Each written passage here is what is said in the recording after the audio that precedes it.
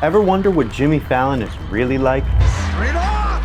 Bring it on! Welcome to Camp Crystal River. My name's Nick Tracanna, and today we're analyzing Late Night with the Devil. In this episode of Don't Be Scared, the show where I break down the plots and filmmaking techniques to help you become just a little bit less scared of horror films. We open with almost 2 minutes of opening credits. I honestly thought this was parody when I first saw it in theaters, but a whopping 9 separate studios got to show their graphics at the beginning of this movie. After the long list of shoutouts, we begin the actual film with what I think is by far the worst and most unnecessary part of this movie. The film opens with an exposition dump, which basically means the filmmakers directly tell you everything you need to know right up front instead of allowing the audience to uncover the full story as the film progresses. Basically, the key points you need to know is that we're amid the satanic panic era in 1970s America, and people are using their television sets to escape the horrors of humanity. We center our focus on Night Owls, a late-night show hosted by Jack Delroy, who, no matter how hard he tries, can never outshine The Tonight Show with Johnny Carson. The modern comparison being something like James Corden to the Jimmys. Now, in my opinion, the film gives away too much by revealing that Jack is associated with the Grove, which is meant to be an Illuminati-style men's club for the rich and powerful that make and break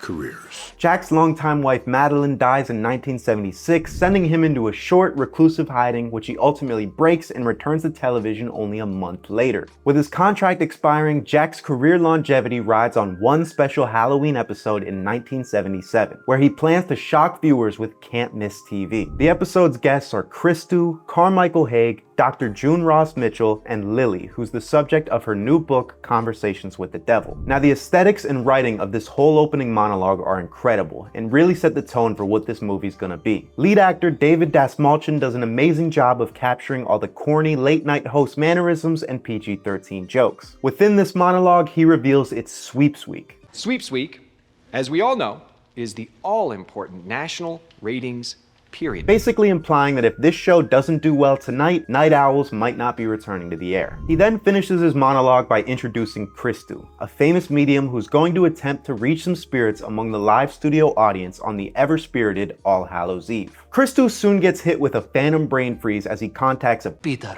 No. Pete. No, wait, it's clear now. Peterson. Yeah. Alright, buddy. He seems to be riding with whatever this audience member says, who clearly does open mics at the local dive bar on the weekends. Oh, my name's Barry. That's not it. No, it has been for 42 years. Christou reaches his next spirit named Edmund and is able to clearly pinpoint the spirit onto these 2 women in the front row. In an incredible contrast to the Peterson-Peterman debacle, he's able to fully communicate Edmund's post-mortem messages with extremely accurate details. This earns Christou a standing ovation, but just before he leaves, he once again gets hit with that wicked brain freeze, this time asking for a Minnie! And since there's no Mickey in the crowd, the spirit leaves before anyone accepts. Now, during the episode's commercial breaks, the film introduces black and white behind the scenes clips. Here, Jack and co-producer Leo congratulate each other on executing all of the Christou spookiness, even though neither of them actually planned it. Interesting. They then introduce Carmichael Haig, who wastes no time busting out some Chris Angel-style magic tricks, and middle school me would have been hyped about this. Haig is basically a smug magician who likes to hate on people who are making a mockery of the supernatural, and he offers a $100,000 check to anyone who has irrefutable proof of their own supernatural abilities. He calls out Christou as a liar, citing once again the Peterson-Peterman mix-up, and Christou storms off the stage. But before he's able to leave, Jack admits that the whole mini premonition actually applies to himself, because that's the private nickname he had for his wife Madeline before she passed away. Christou just couldn't hold in his excitement at this revelation and throws up black tar all over the studio, even giving the audience at home something to taste. Now, this makes for some tough crowd work material, but luckily Gus is a pro at this kind of stuff. The Surgeon General strongly advises taking Pepto-Bismol before speaking with the dead. After the commercial break, Jack introduces the show's next guests, Dr. June Ross Mitchell and Lily, with yet another exposition dump. In this video, we get a look inside the First Church of Abraxas, which is basically a satanic cult that sacrificed their own children in order to be granted their worldly desires. The church goes up in flames, quite literally, during a 3-day standoff with the police when the cult's leader doused everyone and everything in gasoline and lit it ablaze. This incident left only one survivor, the totally normal and well-adjusted Lily, who wastes no time exposing June's crush on Jack. June says you're very handsome, Jack.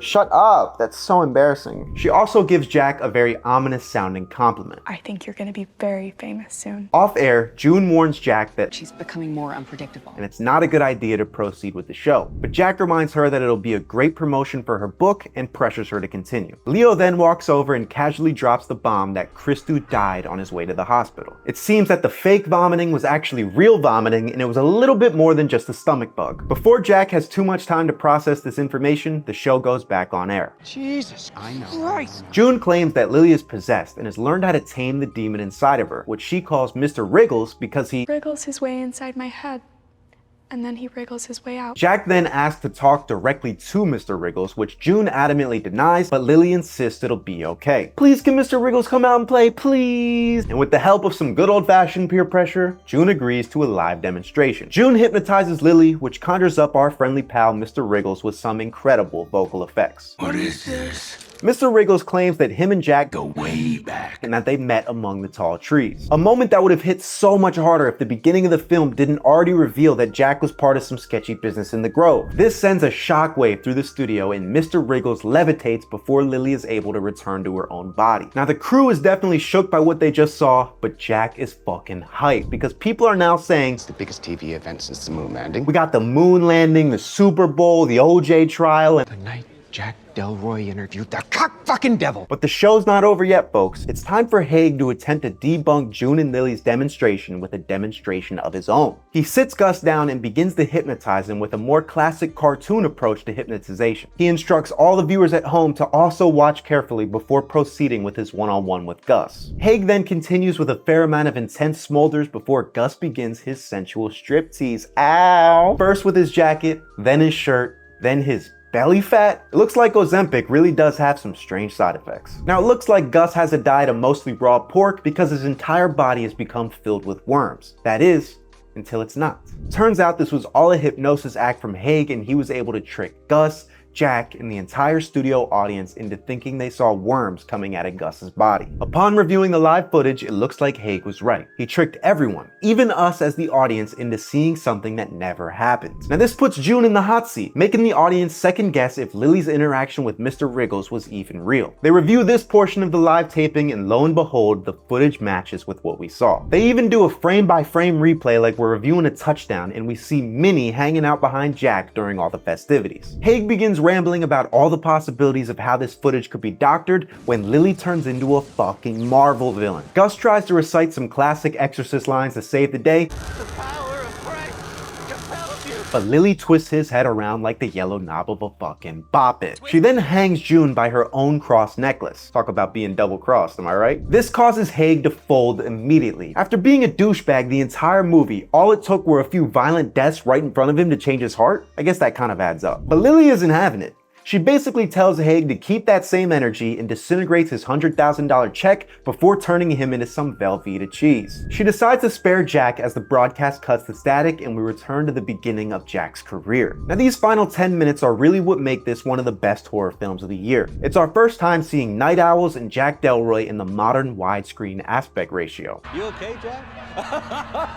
We revisit the same clips we saw in the beginning of the movie, but this time with dramatic lighting, modern color grading, and high definition cameras. The psychedelic editing and frantic pacing of this entire sequence make it feel as though we're trapped in an ongoing loop through time with Jack. It appears he's been trapped inside his own show for all of eternity. We're then thrown back to the day Jack Delroy signed his deal with UBC TV, where a reporter asks, What did you have to sacrifice to get here tonight? Oh, Jack Delroy's greatest sacrifice is yet to come. Here a couple of boys from the Eyes Wide Shut parties lead him right into the ominous owl leader of the Grove, which should consider renaming their organization to the, stick with me now folks, Owluminati. Once Jack sacrifices his soul to the owl leader of the Owluminati, he walks into the memory of the day Minnie died. It turns out he sacrificed his soul and Minnie's life to become the #1 late night host. But wait, just when you think you're not confused enough, we're taken right back into the original broadcast with Jack jamming a knife into Lily, not Minnie. The film ends with Jack repeating the phrase, Dream here, awake. which echoes Haig's phrase that woke Gus up from his hypnosis. Dreamer, here, awake! This final line alludes to the fact that while Jack's success was tangible for a few moments, it ultimately wasn't worth the price, and he wishes to break free from this hypnosis that his life has become. While Late Night with the Devil is an incredible commentary on success, greed, and the price of fame, I think it all could have been executed just a little bit better. If they used those behind the scenes bits to subtly allude to Jack's secrets and personal life, I think it would have had an overall stronger script. But hey, what do I know? Late Night with the Devil is one of the best and most popular horror movies of 2024, and we made it through together. If you have any suggestions on what to cover next, drop a comment and let me know. Until next time, I'm Nick Tracanna, and this is Don't Be Scared.